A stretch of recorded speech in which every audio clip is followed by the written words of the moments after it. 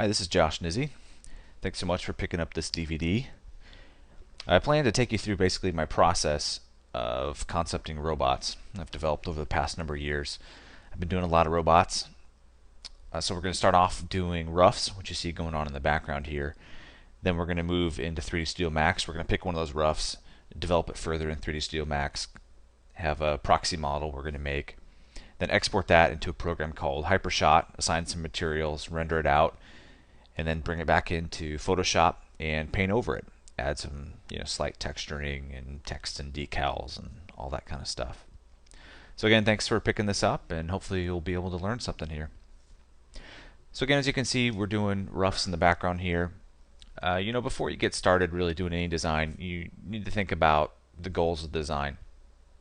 Is it for a video game? Is it for a film? Is it going to be shot from certain angles only? Is it like in a video game where you can see it from any angle? Do you need to think about texture map resolution, polygon count? There's all that stuff to consider. Is it for a toy where you have to worry about what materials are going to be used to actually produce the thing? So you got to take all that into consideration, and a good design is going to satisfy all of the needs of the final product, whatever is needed there. So here I'm just doing my typical process for doing roughs. I just use a simple brush, round brush. I'll mix it up sometimes using different brushes, but I just like to start off with a black brush typically, and just kind of block out silhouettes. Then maybe go over it with some grays, and just kind of see what's coming out of it. So for this guy, my goals really are to come up with a design where I can take you guys through the entire process that I've developed. So I'm going to do more modeling than I normally would. Probably I'll do just go into more detail than I normally would, just in order to kind of show everything. So I want to come up with a design where I can do all that. It has a lot of mechanicals, mechanical pieces, armor, all that kind of stuff. But also I just want to do something fun, cool design, something that I think is cool. I don't often spend too much time just doing a project for me, so I'm going to this time. So with these roughs, you're just trying to explore shapes, explore silhouettes. This robot, I'm thinking, is going to be kind of a humanoid shape, bipedal robot. It's going to be something that people hopefully can associate with, something that's kind of recognizable, but hopefully also unique. And that's something you want to think about when you're doing any kind of design, is how much do you want people to be able to associate with it, or how much do you want it to seem alien or out there.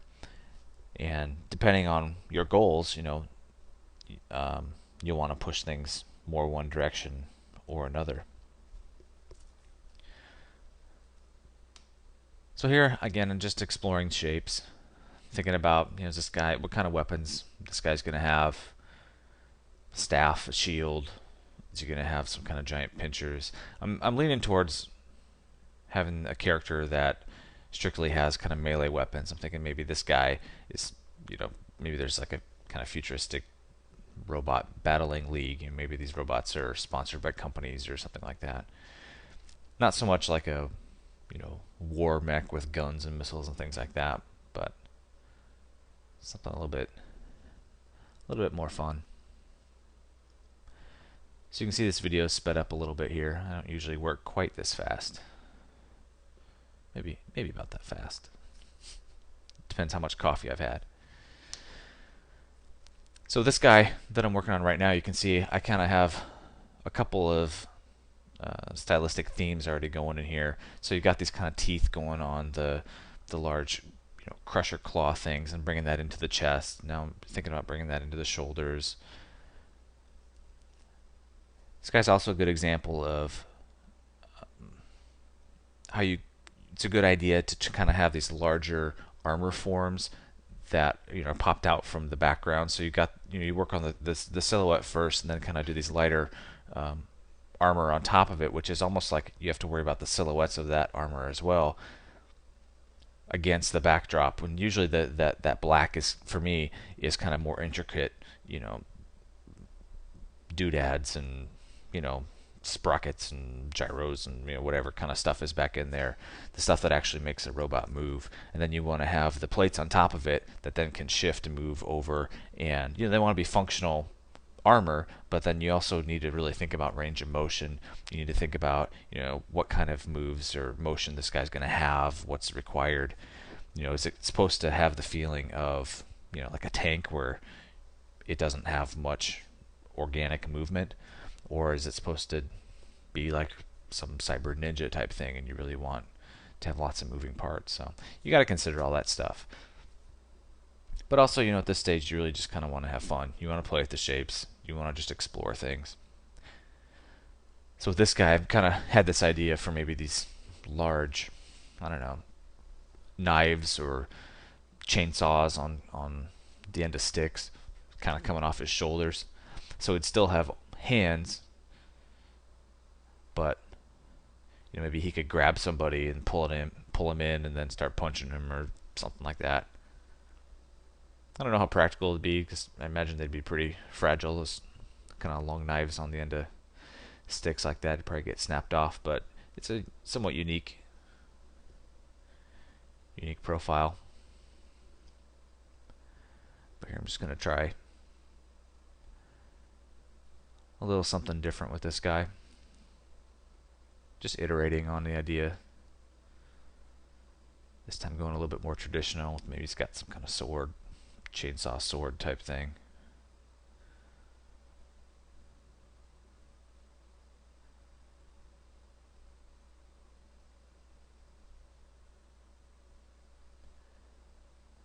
I'm thinking probably not projectile weapons, but I don't know, we'll see.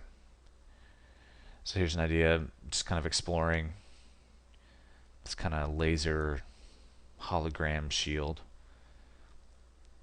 So it's not like a physical shield, but with a shield like this, you could still see through it and see the robot, see the detail and stuff. But then it would also be able to block projectiles. So something like that might be kind of cool.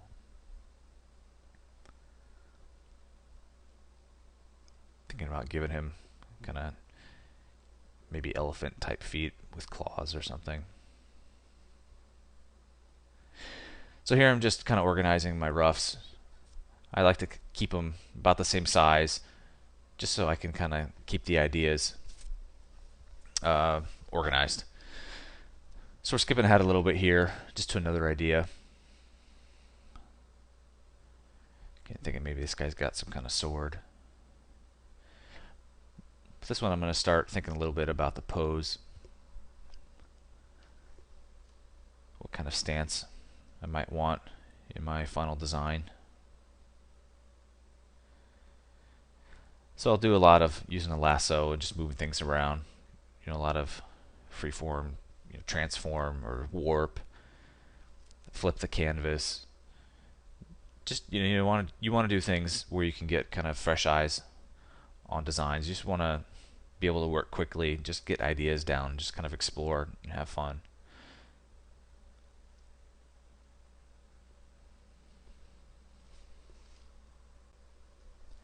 So this guy, I'm thinking he's kind of maybe a bit more of like a brute, just big, thick guy. It'd be real firmly planted, kind of wide stance. Have a real physical shield, kind of a thick piece of metal or something. So I'll do a lot of just drawing, with grays and blacks, and then going back in and erasing. It's a really good idea when you're designing these kinds of things to think about negative space also. Something I learned for sure from working on Transformers is that having negative space is a really good thing in robot designs, because when they animate, you get some cool parallax with pieces moving in front of each other. But also I think the negative space really helps to integrate the robots into the world. Having those places where you can see through a little part, see part of the background, or whatever. I think it makes for a much more interesting design.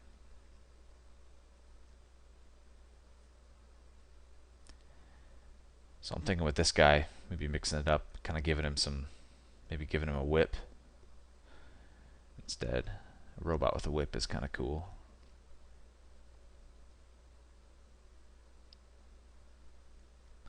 It's just starting to go in and add another level of detail on this guy.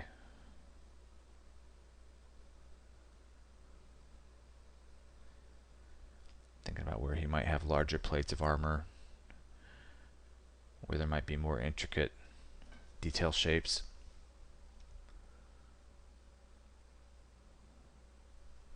A little bit generic right now, but I think there's some possibility with this guy.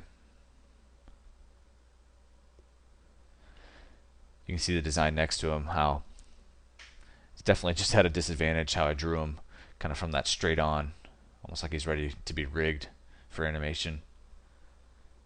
Just when you're exploring, shapes and designs, trying to do roughs, I think it's much better to do it in some kind of pose. It just gives them a lot more character, especially when you're trying to sell a rough. If there's an idea that you want to push to a director or production designer or art director or whatever, I definitely suggest that you put more detail into it and put it in a cooler pose, in a more prominent position on the whatever sheet you deliver to them to be able to pick. So again, just kind of erasing parts away here, moving things around, scaling them, making it look like maybe one leg's a little bit forward, one's back. I'm liking some of the negative shapes up near the neck. Looks cool. It also helps, those negative shapes also help to push that it's actually a robot, not some kind of alien. Because you can have pistons and things up there. So I'm thinking maybe it's a double whip on this guy.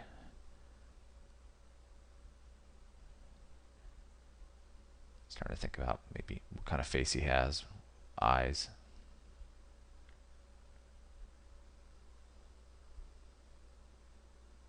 That guy's looking pretty good. I'm going to get rid of this guy over here, because nobody's ever going to pick that guy.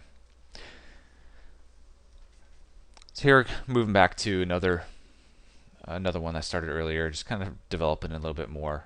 There might be something to this guy. I don't know, we'll just see.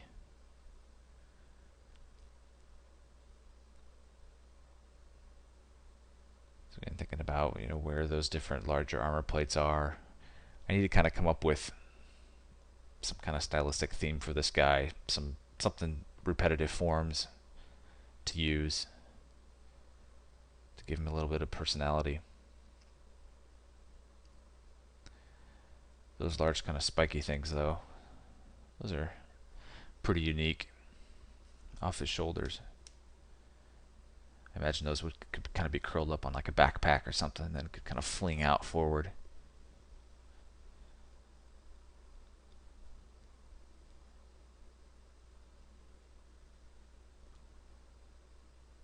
I don't know, yeah. I think I want to extend these up some, give them a little bit of space. A little longer. Don't want him to be too close to the body because you want him to be able to move his arms and stuff.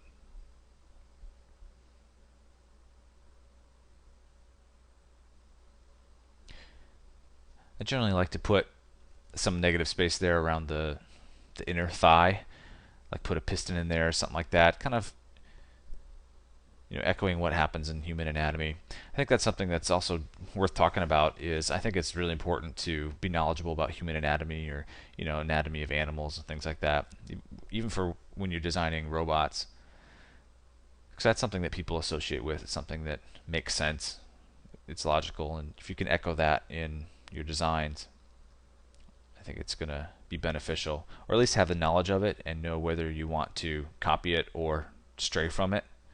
And you can help to make certain robots look more evil or more good by how well you stick to kind of human anatomy. So usually things that look more human are going to be considered more friendly.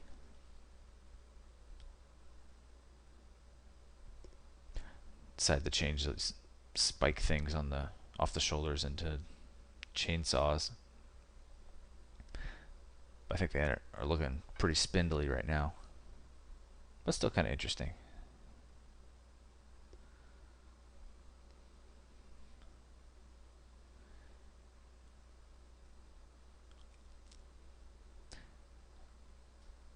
So whenever I do this kind of painting, actually whenever I do any painting in Photoshop, I always have my left hand on the keyboard, and then I use a tablet. So you have a lot of quick keys set up. In Photoshop, it's real nice because you can set up those custom quick keys, and you can set up actions, set up brushes, set up tool presets. I highly recommend going through and setting that up because the more time you can spend doing creative stuff rather than kind of being bogged down in programs and in the computer, the better. Especially, I would say, invest some time in making some cool brushes. I'll touch on brushes a little bit after we render out our model in Hypershot and bring it into Photoshop for the final paint over. But I know there's some other videos, Nomon videos, that explain that a lot better in detail. So I would say check those out for sure, because that will save you a lot of time. That guy was looking pretty cool. So I took some of the parts that I liked from that guy, kind of his main body. I like the feet, some cool stuff happening there, some nice shapes. So I'm just going to develop those a little bit more, make this guy a little bit more lanky. I'm thinking he's going to have a pretty typical kind of muscular type build, real broad shoulders. He's going to be pretty thick.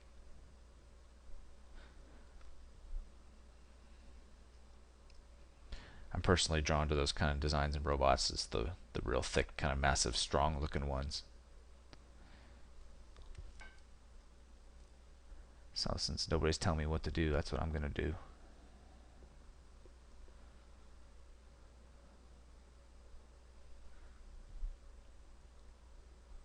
So you can see with just some simple brush strokes, you can kind of indicate, pistons and mechanical parts and things like that. Seem like they might perhaps have some kind of functionality.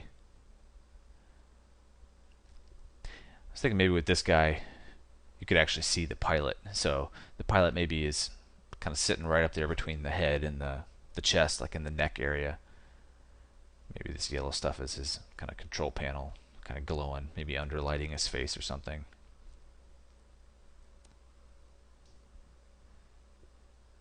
So he wouldn't be like super prominent, but it'd be kind of neat to see a pilot, up inside there. Now here I'm going to lower the opacity and just maybe put a little canopy over him, so he's somewhat protected.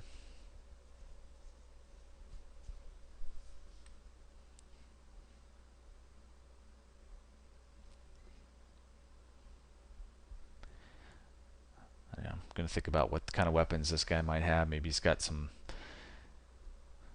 kind of blade, knife type thing that pivots from his wrist, kind of slides out, or rotates out rather, so he can either grip things with his hands or flip it out as a knife.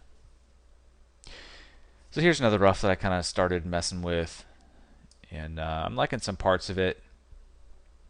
I like the head. There's some cool stuff going on there with those horns. Some shapes that are kind of nice. The circular shape of the head, then kind of being echoed in that outer shape.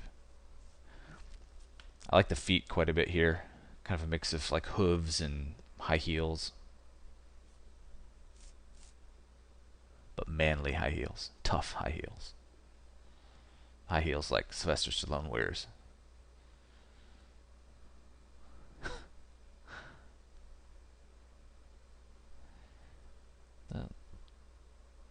Trying to play with maybe what the shoulder pads might look like. Trying to keep in line with that kind of circular, sharp design, or that style cue that I have going on up there. So, but didn't quite work out. I'm liking these feet though.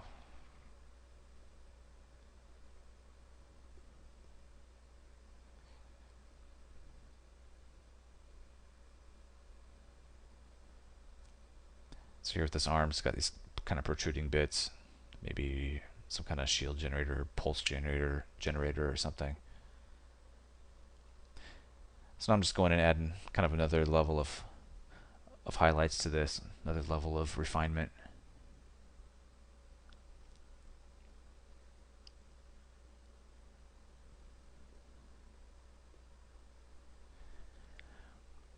Always got to keep in mind when you're placing your kind of outer armor pieces about how the thing's going to rotate and animate, what kind of poses you want it to have.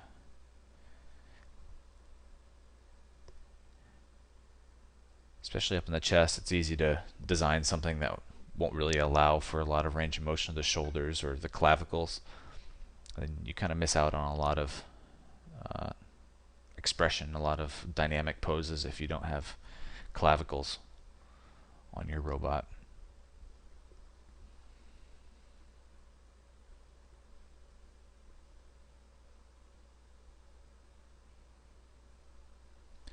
Here I'm just kind of going in and adding some little pinholes where light would come through.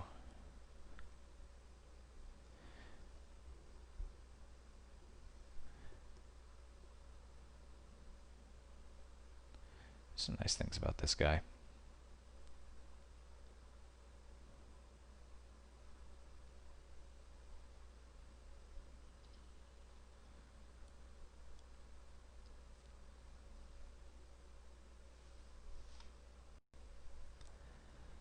So just continuing to work this guy, just kind of develop it further.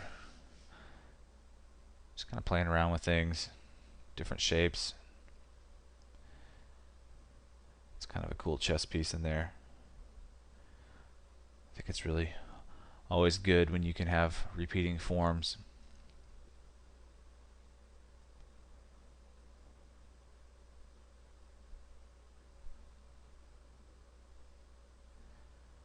Kind of got a little bit of a samurai flair here. Just a little bit.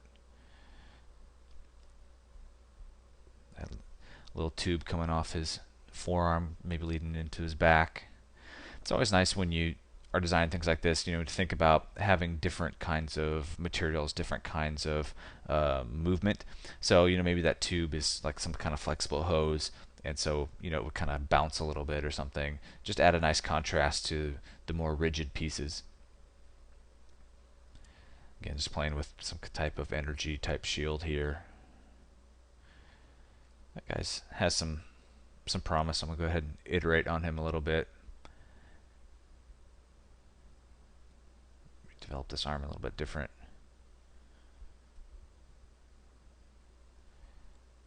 So this kind of, he's got some chainsaw type thing over here.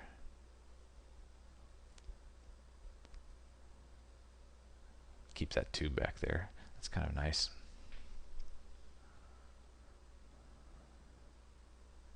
Just adding some more kind of negative space in here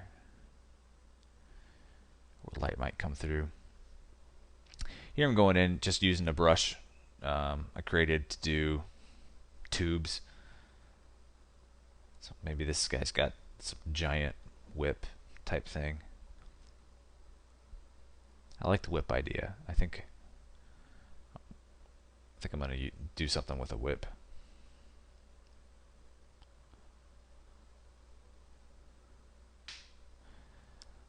I was trying to make this chainsaw maybe a little different here. Maybe it's kind of a mix between a sword and a chainsaw. So it kind of comes to a point.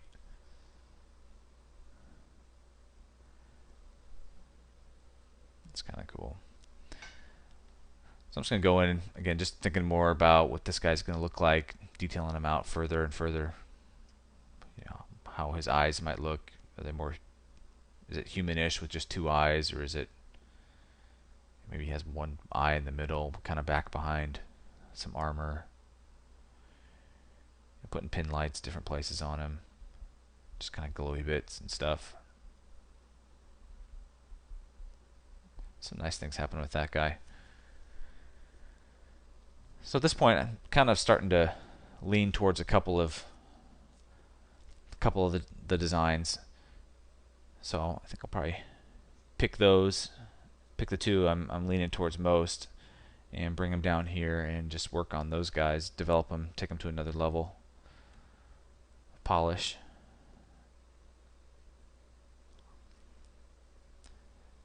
I decided to make this guy a little more athletic looking, a little more kind of lanky, not quite so squat. Just give him some longer legs. Thinking also trying to do something unique with the profile. Give him some big spikes on the shoulders or something.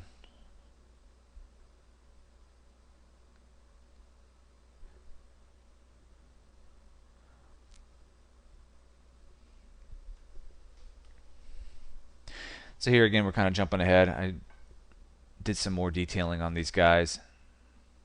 I'm just going to go in to this guy and just keep detailing him here. See, I brought in the hexagonal energy shield. Just detail out his hands, what the mechanicals might look like in here. Not thinking too much about specifically what they are, but just indicating them a little bit. You don't have to get too specific. I'm liking this hammerhead shark head piece. I also like about this guy, he's just big and beefy. He's got some cool legs. There's a lot of nice opportunities on this for modeling out some machinery or using different machinery pieces I already have or made before.